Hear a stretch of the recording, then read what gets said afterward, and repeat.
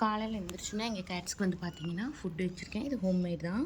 இதில் வந்து pumpkin, chicken, carrot இது எல்லாமே போட்டு நான் ஒரு எக் எல்லாம் பாயில் பண்ணி நல்லா கிரைண்ட் பண்ணி கொடுத்துருக்கேன். இது இவனுக்கு ரொம்ப பிடிச்சிருச்சு, சாப்பிட்றாங்க பாருங்கள். பிக்கு சாப்பிட்டுட்டான்.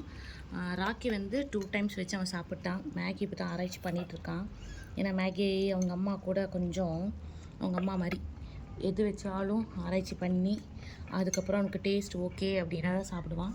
பாருங்கள், அவங்க அம்மா லூனா வந்து அவள் ஓடிடுவான்னு சொல்லி அவளை வந்து பிடிச்சி இங்கே வச்சுருக்கேன். அப்போவும் அவளுக்கு நான் ஃபுட்டு வச்சுருக்கேன். ஏன்னு கூட மூஞ்சி பார்க்க மாட்டான். அவளை வந்து ஸ்பெஷலாக கவனிக்கணும். கூட்டத்தோடு சாப்பிட மாட்டா. இது கொஞ்சம் ரொம்ப அழகாக இருக்கனால கொஞ்சம் ஆட்டிடியூடும் அதிகம் இவளுக்கு.